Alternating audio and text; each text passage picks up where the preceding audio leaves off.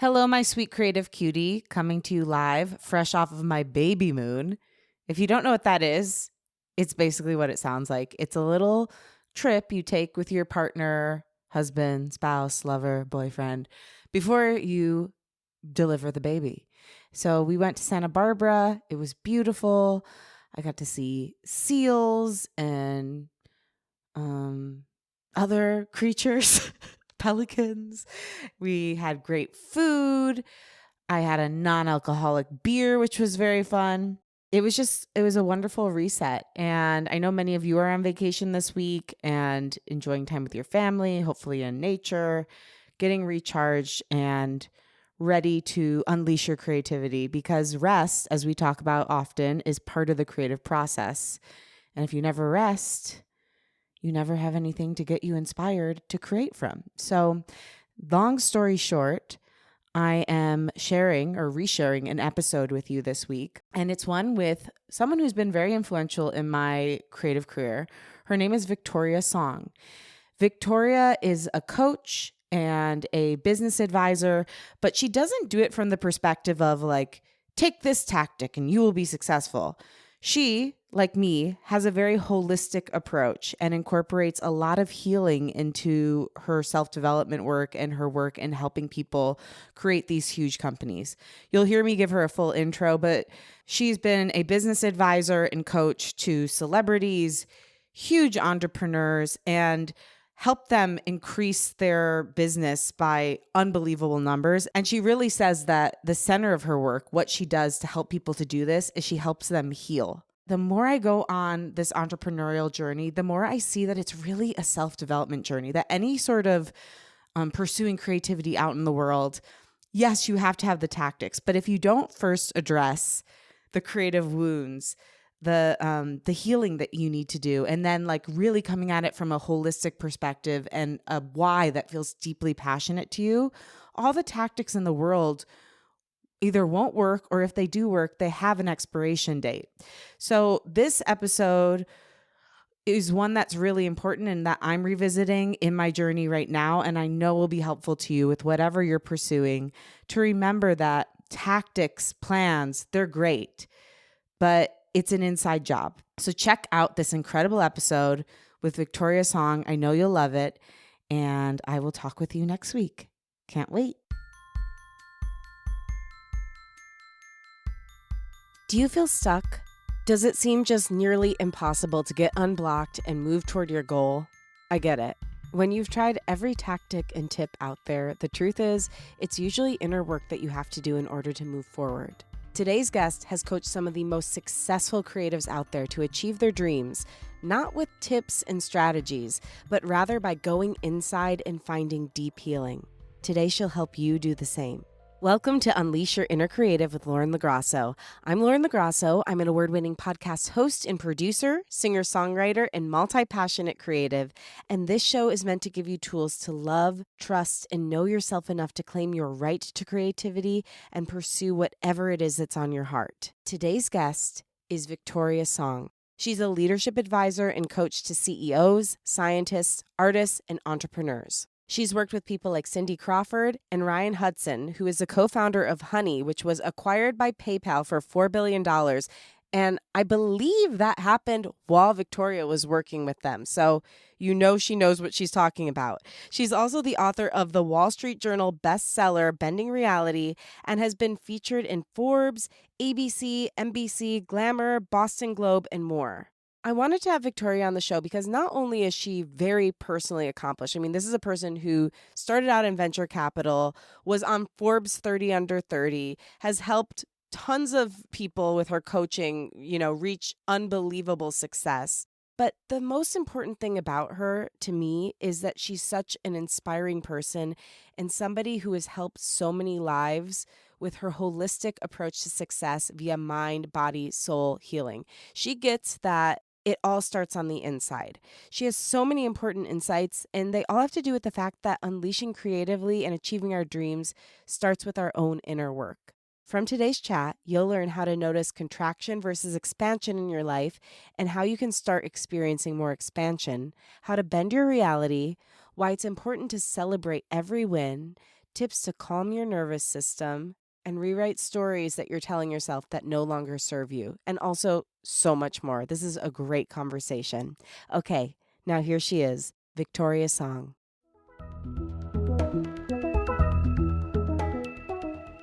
I'm so excited to talk to you today, Victoria, because you are just, first of all, a very calming human. I've been taking in your content all day and it's really soothed my nervous system. So thank you for being one of the few calming presences on the internet. And also just because this show, the approach that I take to creativity is what I call a holistic one. I believe it's really hard to go after your dreams unless you love, trust, and know yourself. And that's your exact approach, amongst other things, to how you coach people. So I'm very grateful to have you here. Thank you for who you are and just being with me today. Thank you, Lauren. I'm so excited for our conversation. Same here. So I'd love to start with you and your creative journey because I know you have quite an interesting one. You started out as a venture capitalist and got to where you are today really by taking a journey inward. And I wonder if you might share some of that with us. Absolutely. Yeah. So I started my journey investing and I started when I was 23 years old. And I felt very grateful to have access to, boardrooms and tech founders and being in important decision making. That was great. However, I did feel that very quickly I felt the void of, oh, is this it? Like, where's the impact? Where's the level of mission? And how do I know I'm making a difference? And is this really the best use of my skills and talents? And it did also feel like the tip of the iceberg as far as kind of to your point, like I'm more holistic. So can I bring more than just my intellect and my analytical abilities to this? And with those kinds of questions, I started to have a bit of an existential awakening where I realized that what really mattered to me was supporting founders in dreaming big, but also making sure that they didn't burn themselves out on the way to making those big dreams come true. And I found time and time again, so many founders had it all on paper, but at the cost of their marriages, their family life, their health, really at the cost of everything. Yeah. You said something that really sparked me. You said your intellect. I was just using my intellect. And I know now you talk a lot about somatic healing and being in your body. How did you bring all that energy down from your head into the rest of your body? And how has that impacted your life? It's a really good question. So, what I found was that I was working on myself for 10 years almost before I was really actually making sustainable changes because it was just mental understanding. It was like I was reading books and studying and hiring coaches and intellectually I understood everything. But I love this expression of knowledge is only rumor until it lives in your body. And so that was when I started to realize, like, oh, there's this whole other piece. So the mind was like the tip of the iceberg, and there's this whole somatic part methodology where it's feeling your emotions and understanding and processing the energetics in your system. So I started to really understand things like the nervous system and how all of these things are connected, like how contractive thoughts create contraction in the body, and then that creates limits on our reality, to even like how a lot of us are avoiding feeling certain uncomfortable emotions that then creates a stack of unprocessed frozen emotion in our system that's just energy that's not moving through us. And so I started to learn how to move energy through breath, movement, and sound so that I could bring all of the awareness and intellect and knowledge down from my mind into my body. And so now I think you experience me as calm because I've actually learned how to bring that into my body. So now my nervous system is calm, relaxed, unraveled. And that's a huge part of my book, Bending Reality, is helping my readers take that knowledge. A lot of them have read all of the books, understand everything, but are still wondering, like, why do I feel stuck? Like, why can't I make lasting change in my life? And so the book is really about embodiment. Wow, that is so beautiful. And you were so ahead of your time because you wrote this a few years ago, right? Yeah. And now everyone's talking about it. So obviously bending reality works because you got into the zeitgeist. But yeah, like if someone had said, like, I don't know, in 2019 even, you just like need to get in your body and get embodied, I would have been like, okay, whatever. But now it's just a common part of the lexicon. So for someone listening, what's the first step to coming out of your head and into your body? I would say the first step is starting to feel the raw energy patterns called emotion. So energy, you can kind of think of it as emotion, energy in motion. So being able to feel, oh, okay, interesting. I feel some tightness in my chest. And you don't even have to understand why you feel that, but being able to drop into the sensation of what the emotions feel like in your body is the first step. So much of my work with my clients, when they try to tell me like this happened at work and so did this and this happened, I'm like, okay, what do you notice as you're telling me the story? What does that feel like in your body? And they start to connect the dots and realize there's so much wisdom in their body. And it's my belief that until we actually feel at the sensation level what this is bringing up, the activation in our system, it's so easy for our mind to override it and make up stories and even tell us we're fine, it's not a big deal. And all of that keeps us stuck in our situations. And it's not until we can actually connect with the wisdom of the energy patterns in our body that we even get to the energy of, okay, enough already, right? So many of us are like numb or just suppressing it enough so they can get through their day. And until they really let themselves feel that energy in their body, I think it's trapped and frozen in this, what we call a contractive nervous system. And I love this other quote that the ego is an imaginary identity of an inflamed nervous system. Wow. So when the nervous system is inflamed, that's what we experience as like, oh my God, this person, this character. And so when we calm the nervous system, that's when the truth of who we are can be felt by others. So, from what you've seen in your clients and in the world and in your past self, what are some of the symptoms of an inflamed nervous system? Yeah. So an inflamed nervous system looks like a body that doesn't feel physically safe. And that person would not understand it comes from a lack of safety, but what it will look like is a need to control and predict their reality. So they have black and white thinking. There's a sense of like, it has to go this way or else.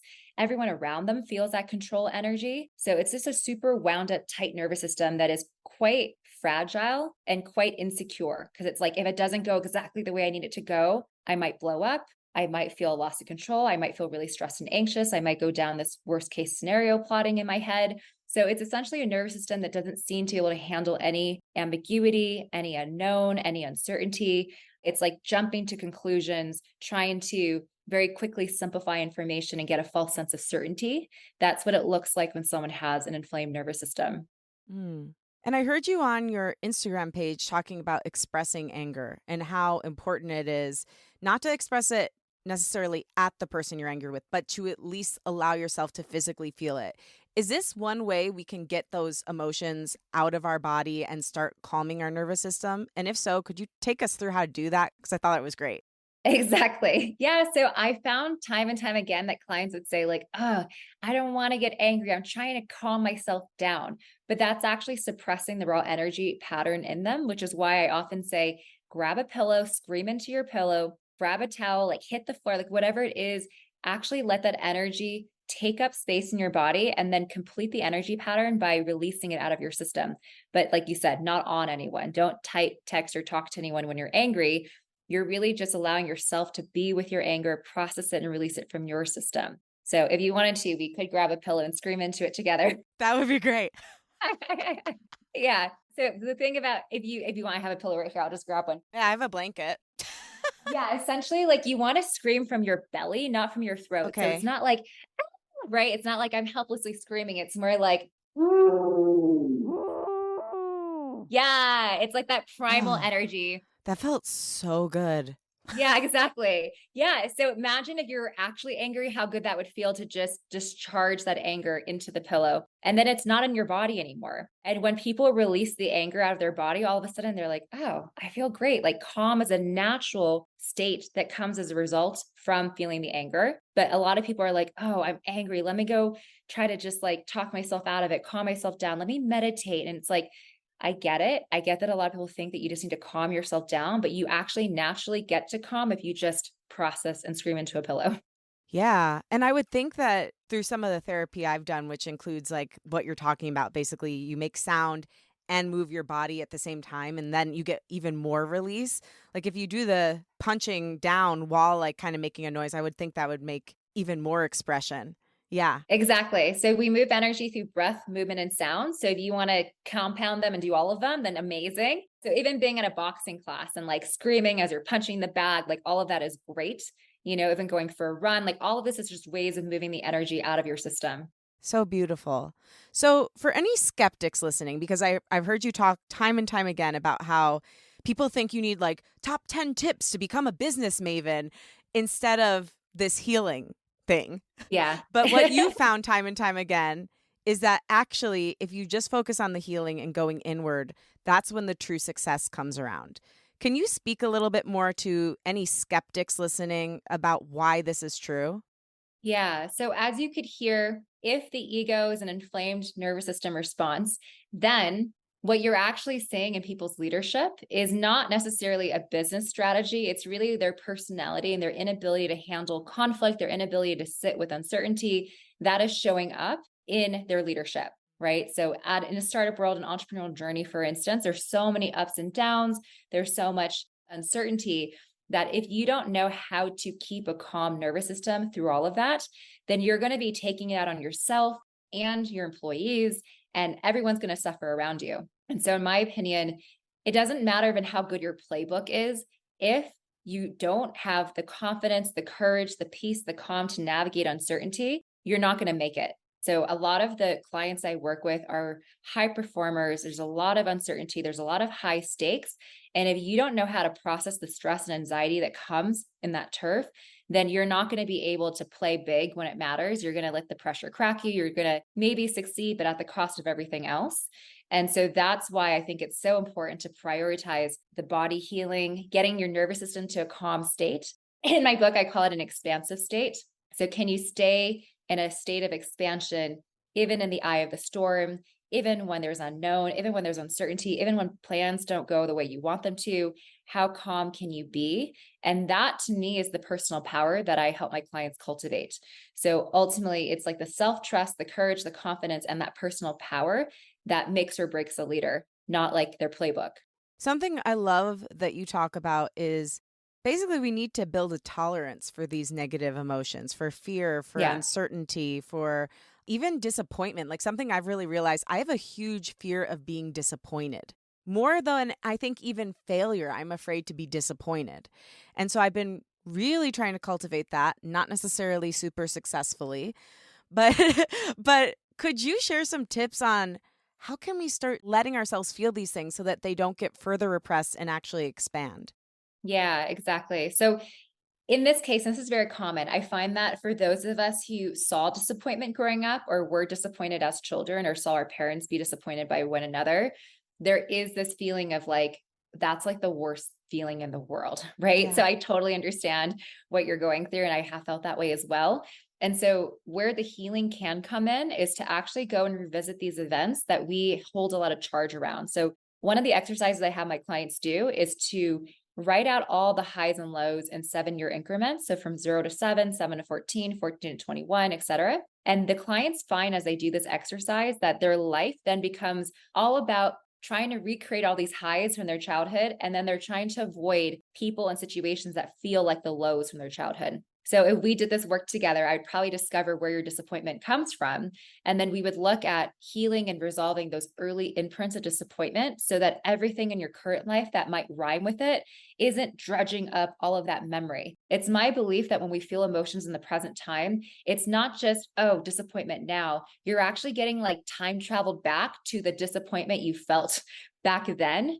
And that's why the emotion is so intense. It's like, wait, why does this feel disproportional to, like my car wasn't clean the way I wanted it to be? Like, why does it feel like not a big deal? But my reaction is so huge is because you're being time traveled, transported back to the first time you felt that emotion. And that's the emotion that's coming out. This is another reason why we heal instead of just be like, oh, it's okay. Like, we'll just give you a couple if then statements and a one pager on communication. It's like, no, we need to heal this so that you don't get all this activation and charge where it takes all of you to try to override your natural response. Because when you heal, your natural response is actually a different kind of response.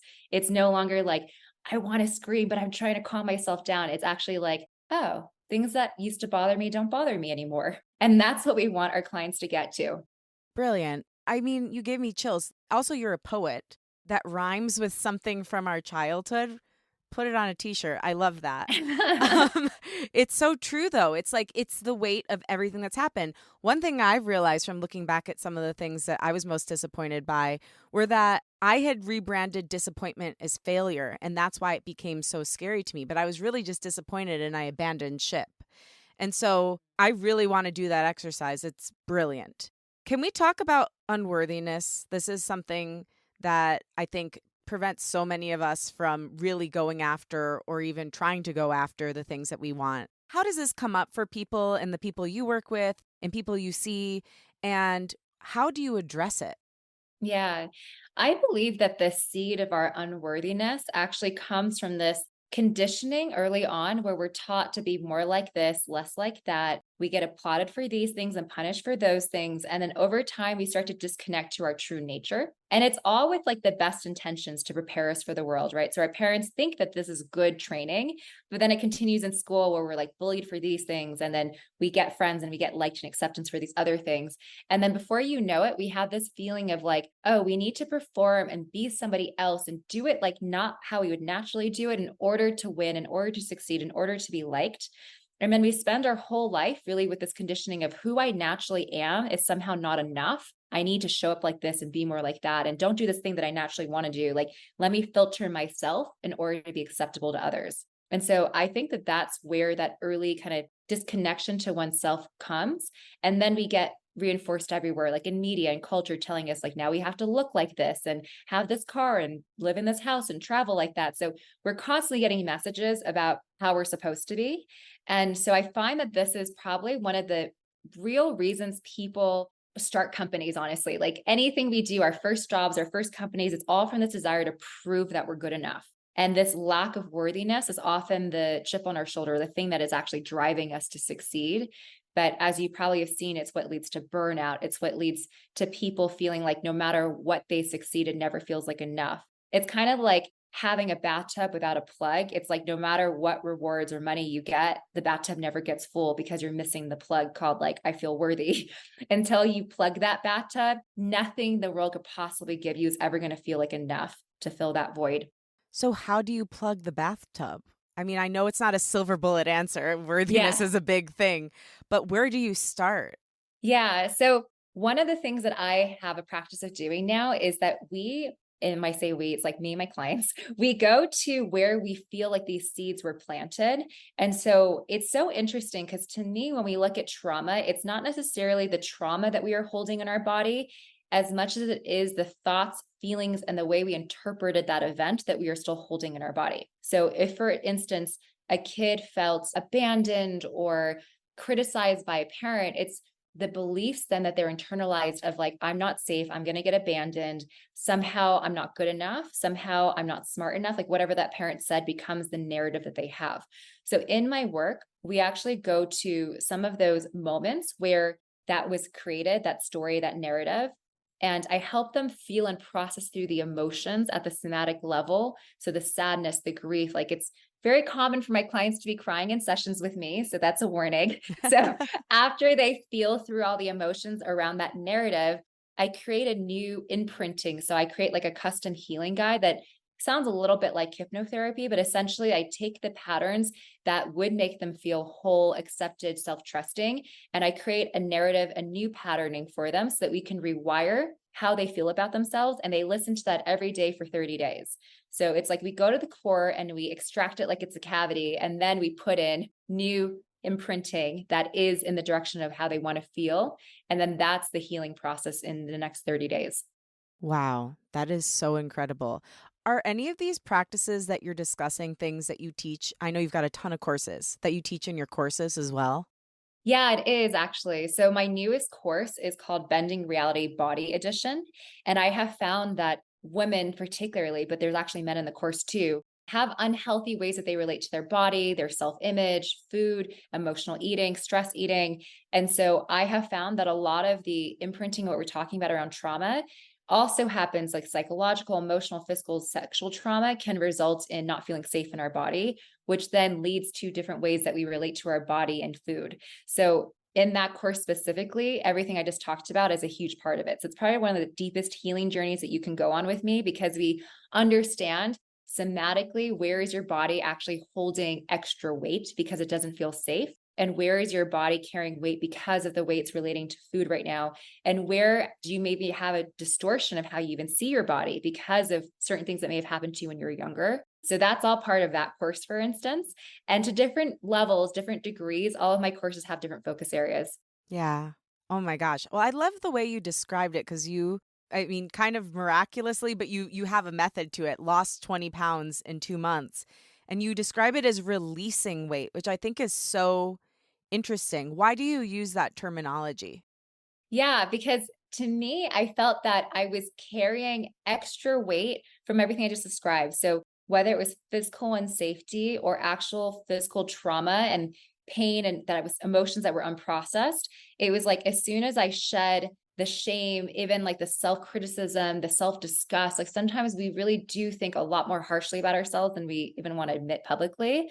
But when I was able to heal all of that, I just started dropping weight. It was just releasing and shedding off my body. It was almost like all of that self identity that was negative, I was holding on in the form of extra weight. And so to me, it's like becoming right size. It's not, I don't teach the course to help people lose weight, but it's more like, how can we get you to your right size, the version of you that naturally arises when you love yourself and you love the way you look in the mirror? So to me, it's like you do the inner work and then we trust that it manifests externally. And that was really what I did. It was like instead of focusing on my diet and exercise and trying to change the external, thinking that maybe then I'll accept myself, I learned how to heal and accept and love myself. And then the weight dropped.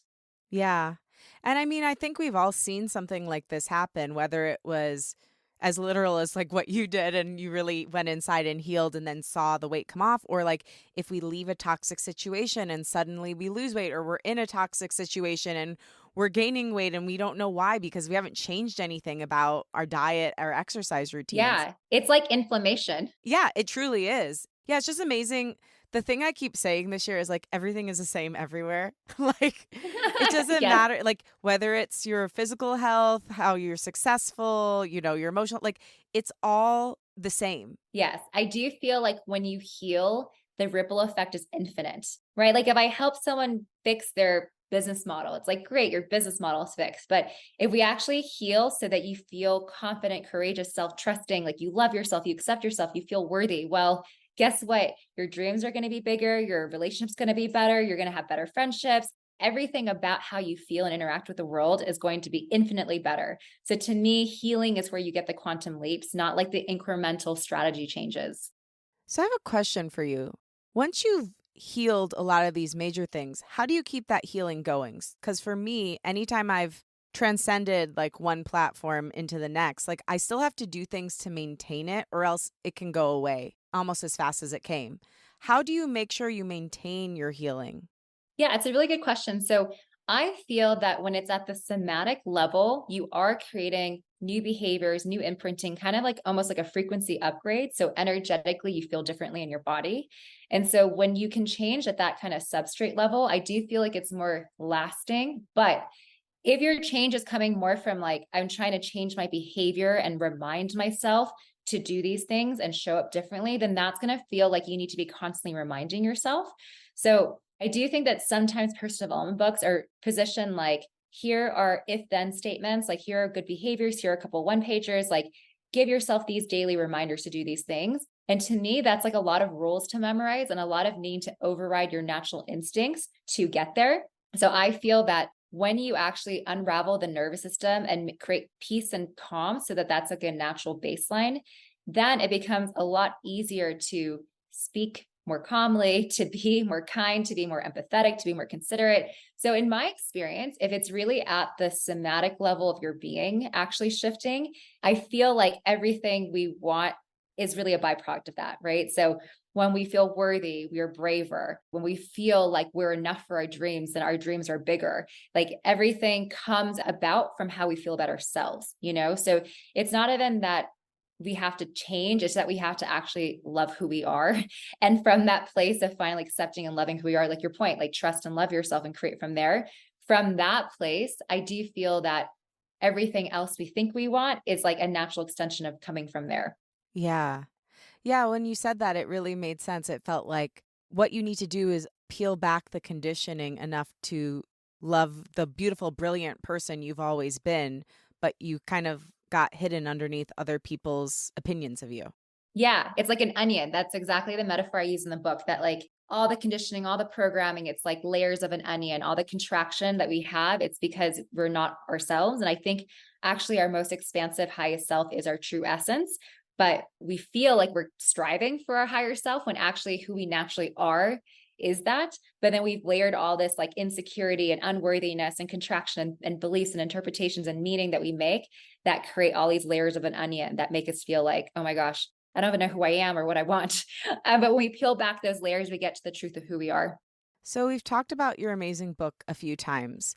It's called Bending Reality. Can you talk about what bending reality is? Yeah. So I named it Bending Reality because I believe we're always bending our reality. It's just many of us may be bending it out of our favor without realizing it. And so the first framework I give in the book is contraction versus expansion. And essentially, like contraction is what we feel when we're talking about, which is like unworthiness, fear, doubt, second guessing ourselves. It often happens in the entrepreneurial journey because there's so many ups and downs and uncertainty. So you can kind of think of contraction as the state that most of us unconsciously are operating from because there's just so many unknowns, right? So the thing I often ask people is like, okay, think about an event that happened this week that didn't go the way you wanted it to. And immediately when you feel into that, you're like, oh yeah, I don't like that. My hands are sweating, my chest is tightening, like my breathing is changing. I don't want to think about this anymore, right? Like that's a contractive state. And then the opposite state I call expansion. And in this state, this is where we feel grateful and open and excited and hopeful. And so if you think about an event that did go the way you wanted to this week, chances are when you tune into it, you'd feel like a smile across your face. You'd feel good. You'd feel your chest open up somatically. You feel like your breathing slows down and it's deeper. You're sitting up straighter. Your chest is open. All of these things make you feel really good in your body. And through my work and through the book, I am helping my clients and the readers make expansion their default state. So it's my belief that most of us unknowingly are operating from contraction and we're betting the odds out of our favor from that place. Because if you have limiting beliefs and you have emotions that you're avoiding and not feeling, you're going to play smaller and you're going to be afraid to go after your dreams, right? So that all creates this very small life. But if on the other hand, you have really supportive self-thoughts and you feel really good and hopeful and optimistic and brave and powerful, then all of a sudden the actions you're taking from that place looks so different. And so it's really my belief that if we get you into the right state of being, which is an expansive being, then everything you want is so easy from that place. Yeah. And I heard you talk about how a lot of times you'll bring these ideas to clients and they're like, okay, so how do I just always be expanding? Like, I just want to always expand forever and always for the rest of my life, every minute of every day. And you're like, well, that's actually not the way either. What is the balance? Is it just like if the contraction comes, you're just like, okay, this is happening and now I'm going to move through it and get back to expansion? What's the good balance there?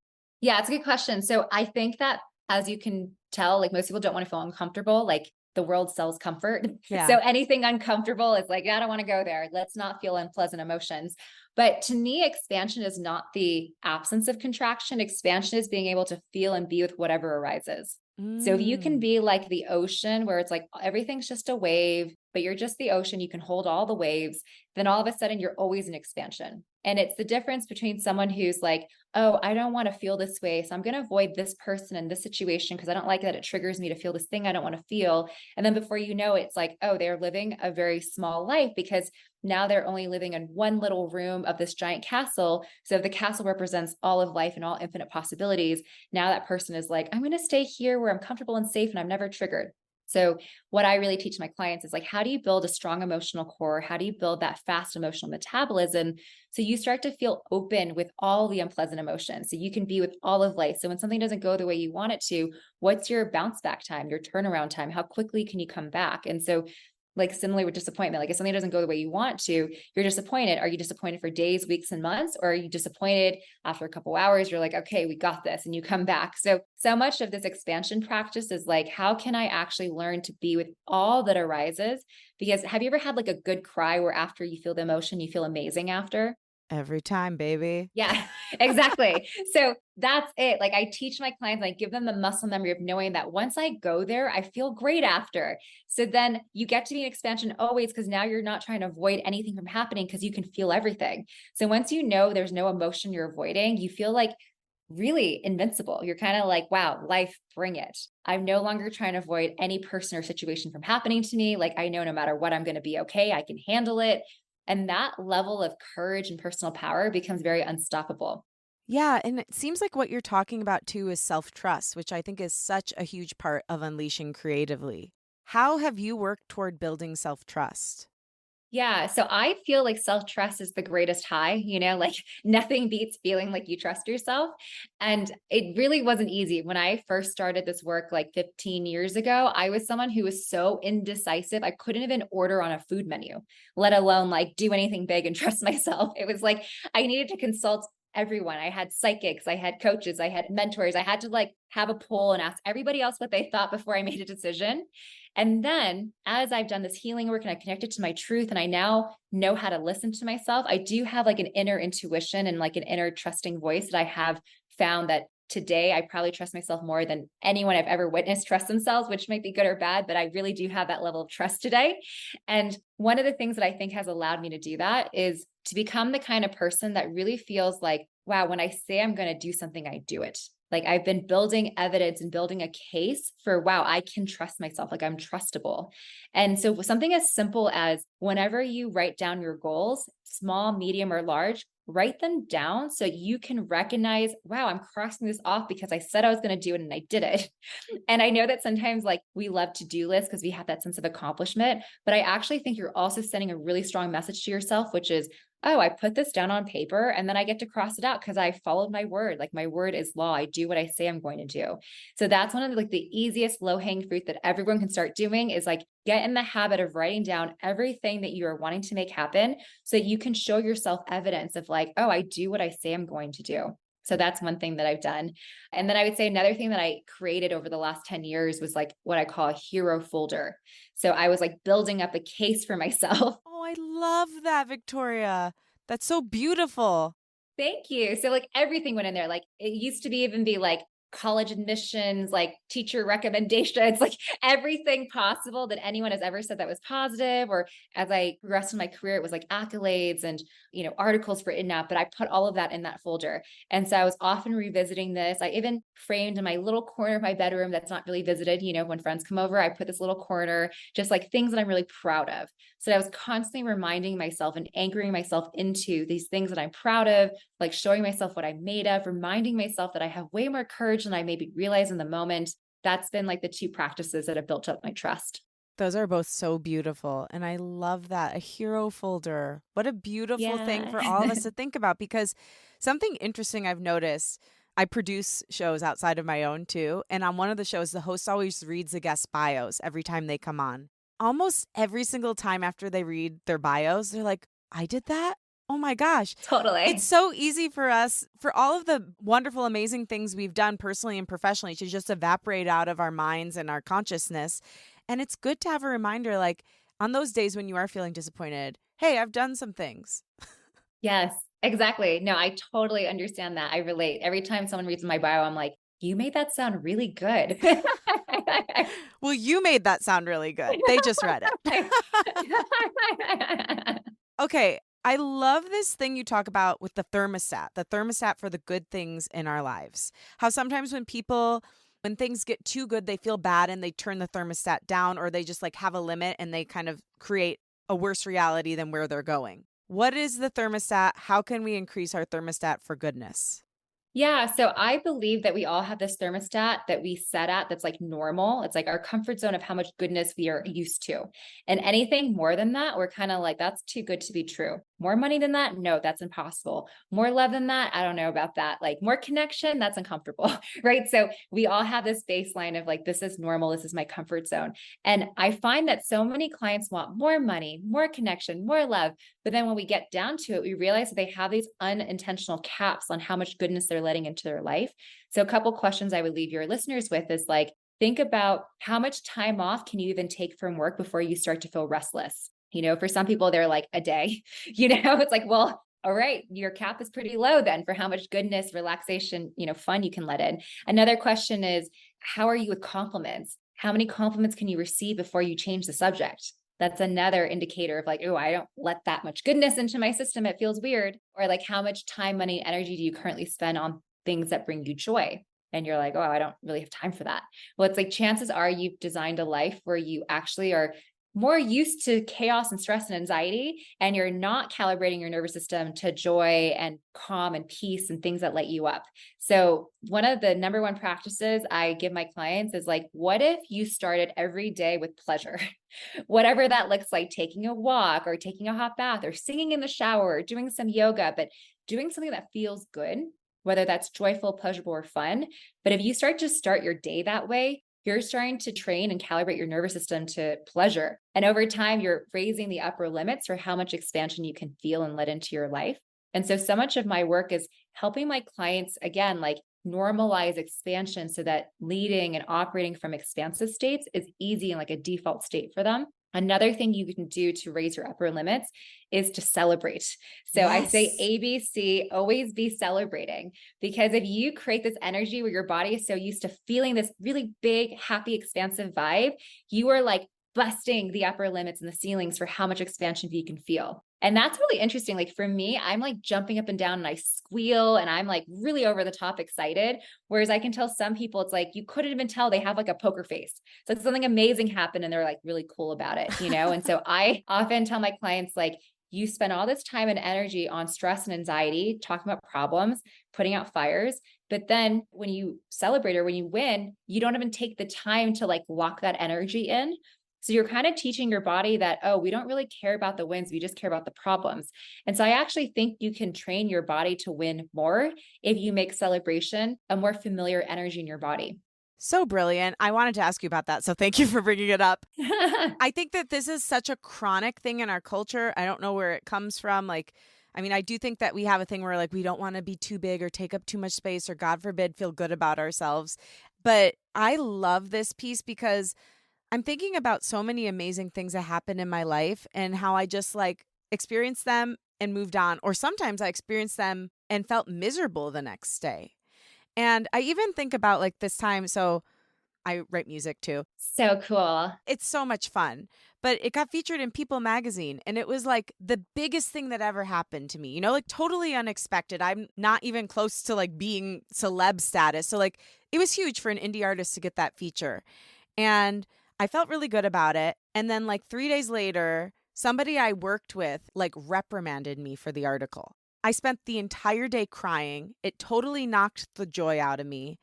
And I think I have like this complex now from that and other things about like, if I have success, I will be punished. People aren't happy for me. Yeah, I'm not allowed to celebrate because there's going to be punishment inevitably on the other end if I'm seen. I think a lot of people have things like this out in the world, like where they've been punished when they've taken up space or had some form of success.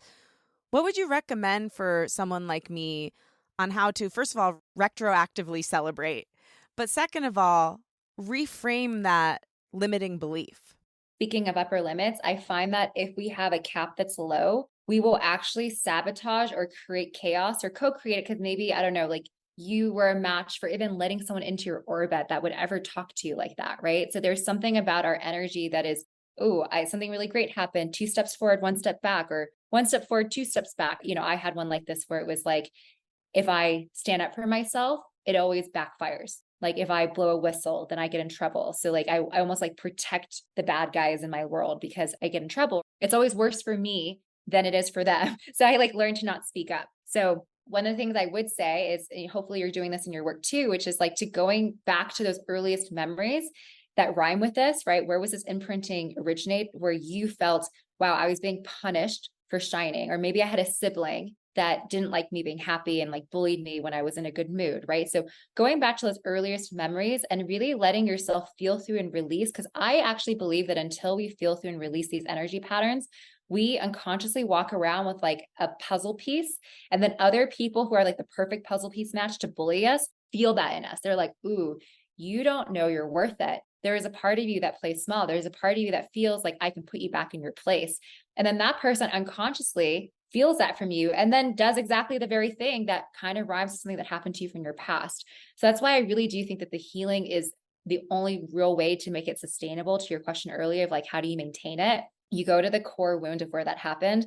And if you can release that trauma, and I have different techniques for even like releasing the charge in that situation, you're no longer carrying a nervous system that is like almost a homing beacon where you're sending out this unfortunately, like, I hate that I did it too, but it's like you're sending out the signal for all the bullies to know that they might be able to do something and you might not stand up to them. You might just shrivel and go small, and then once you clean this up, you don't become a match for them anymore. So I have found that ever since I started standing up for myself, I was no longer that person where people on the street would just like grab me. Like I used to be this person where I was like, what is happening? Do I have a sign that says you can mess with me? Because it felt like I was getting it everywhere. But then once I was able to heal and recover this, and also through some of that healing work that I talked about with like the hypnotherapy, I now notice that when I walk out, I'm carrying myself different and energetically. People feel like, ooh, don't mess with her. Like she's like the wrong person to mess with. And that has become my new identity, where I really feel like I'm unmesswithable, essentially. Like I don't want to say anything like keep your eye open at night, but it's kind of like I'm like 180 now. I'm not vengeful by any means, but it's like I have the opposite energy from you can pick on me and I'm just going to cry and like hide and cry on my pillow and like never report it. It's like, nope, like you're going to regret that you messed with me. Yes, I love that. I want to get on your level. Yeah. I want to ask you too, because you've really been sharing a lot of your life on socials and really in such a beautiful way, taking up space and showing the world who you are. Did you have any barriers? Because I know it's hard when you're in a supportive role for other people to step up to the plate and say, hey, I'm here too. How have you claimed your own dreams and your own desire to like step forward? Yeah, how have you done that? Because I know that's difficult when you're in a supportive position.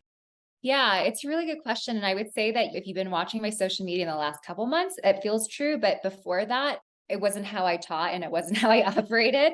I had different stories. I had a similar story to you, which is that people aren't naturally happy for me. Like if I'm too happy, I'm going to lose friends, or maybe like people will be mad or jealous or envious or just be triggered by me. So I had this feeling of like, well, I don't want anyone to not like me. So I'd rather just like not make anyone uncomfortable or feel less than around me. So let me just like act more, whatever, smaller. And then I also had this story that people only want my teachings and they don't actually care about me. So I was like not making anything personal. It was just like, let me just give you the theories. Let me make it all about you. But then I did find two things were happening. One was that people were able actually to learn way better from me when I was able to teach more from personal story. So I started to have clients say things like, wow, thanks so much for sharing your personal story. Like it totally helped the lesson land.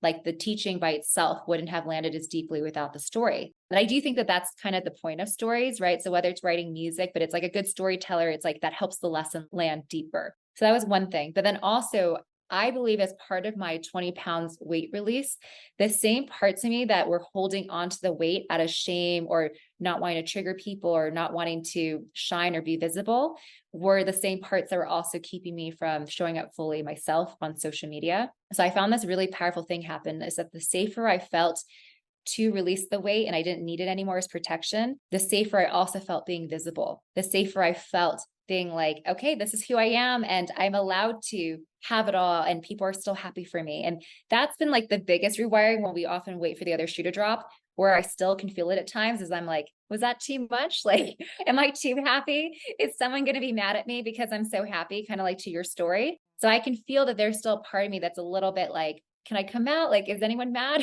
But I now have the evidence because I'm so lucky that I have a lot of amazing clients and I feel very appreciated and I feel very loved. And so that reinforcement has continued to make me feel safer to show up. So I think it's essentially doing the inner work, but also making sure you're looking for evidence of the new story. I think when we're in fear, we're looking for evidence that I knew it. I'm not safe. I knew it. People are mad at me. I knew it. I always get punished when good things happen. But when we're in the process of writing a new story, we have to be like vigilant about finding good evidence. Like we have to make it our job to find proof that we're writing a new story. And that's what I've been doing. It's like whether it's in friendships or my client life or my personal life, every time something happens that I know is a new story I'm trying to write, I register it and I remind myself so that my mind, body, and heart really processes this as my new reality. Yeah, so beautiful. I mean, I love it. So please don't stop. I love your relationship. Also, I love your love. Oh, It is so thank you. beautiful. I'm curious for you for that one because I know how much a partnership, the right partnership or the wrong partnership, can affect our trajectory and our success. How has finding that kind of life affirming love influenced you, your business, and what you think is possible for your life? Oh, just you asking that makes me want to cry. I would say that before meeting my current partner, I don't think I've ever felt anywhere that I could be imperfect, like whether it was in my career, how I show up as a coach, how I show up as an investor. I really felt that it wasn't safe to be messy. It wasn't safe to be imperfect. Like I couldn't even admit being wrong, because if I admit being wrong, then I'd be admitting that I'm imperfect and I would feel unlovable and unworthy if I ever was wrong. And that was like my conditioning that led me to be an overachiever. So it was like, there was a little bit of a gift in the wound. However, I would say that meeting my partner, James, he's now my husband, as of June. Congrats. Thank you. Yeah, we just got married this summer.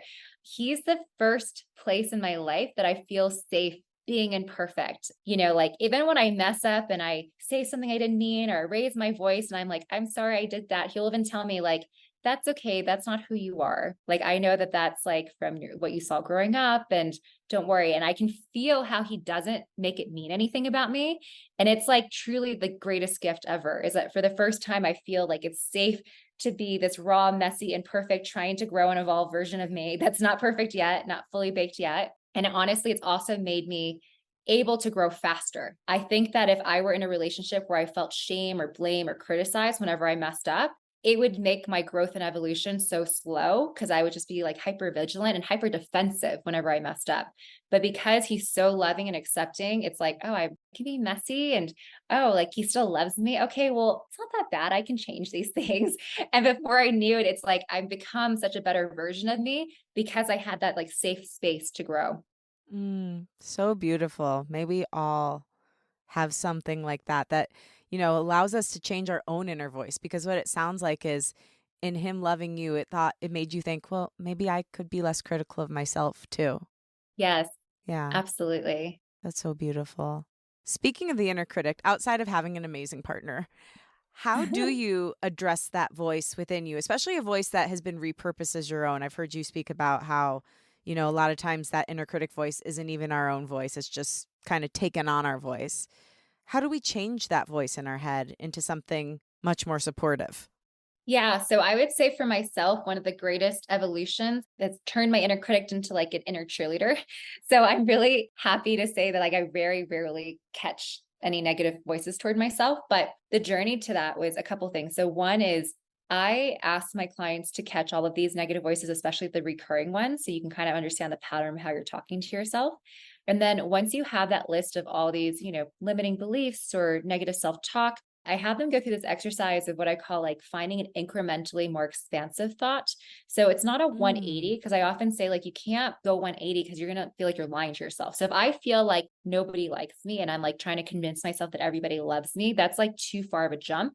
So I say, okay, can you go incremental? Like, what's 1 degree better than nobody likes me? Well, I do have some friends. Okay, that's true, right? So you kind of start with baby steps until you find the relief. So at least it's neutral. It's no longer a charge of negativity. And then you slowly expand upon that. So you're like, okay, I have some friends. That's true. Okay, what else is true? Well, I do feel that the people who really know and like me actually get who I am. And the people who don't like me, I kind of feel like they don't really even understand me. Okay, that's true. That feels a little bit better. And then could it even be true that the right people for me accept me for who I am and maybe anyone else doesn't really matter? Yeah, okay, I can believe that. So you can see I'm not trying to go, oh, my new mantra is everybody loves me.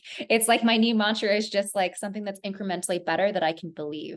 So that's like one way to combat the inner critic, is just to subtly find incrementally better feeling thoughts, almost like you're climbing stairs, right? So not going from like stair 1 to stair 20, but like what's stair 2 sound like? What does stair 3 sound like?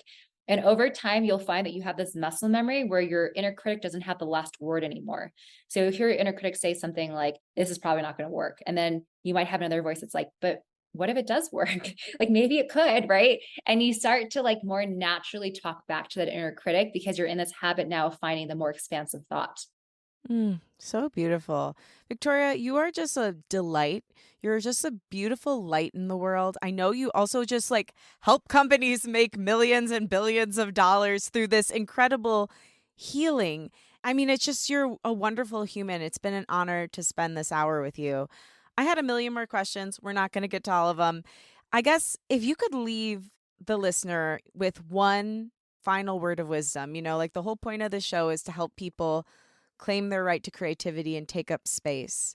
What would be something, whatever your intuition says that you'd like to share with them? Yeah, I would say that the thing that came to mind as you were asking that question was I want everyone to feel how if you're here listening today, then you have your needs covered. Like you are safe, you have food, you have shelter. And I think that oftentimes we create this unnecessary panic and urgency about our goals and our wants because we think like it needs to happen or else. And so we've taken this really beautiful, expansive vision and we've turned it into this contractive, like we're walking a tightrope now. It's like we have to make this thing happen. And so I would invite everybody to really just tune into their life and just feel how the fact that we're alive, the fact that we are safe, like we have our needs met, that's already everything. Everything we need, we have.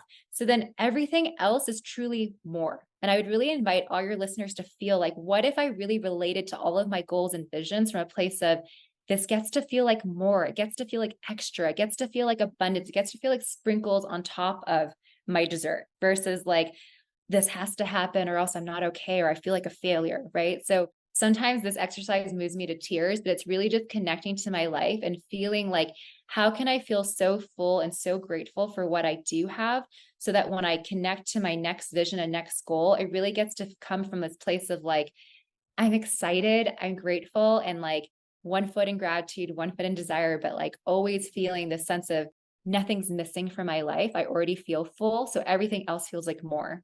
Mm. So, so beautiful.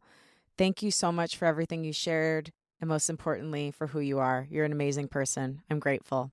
Thank you, Lauren. Such a pleasure to be here.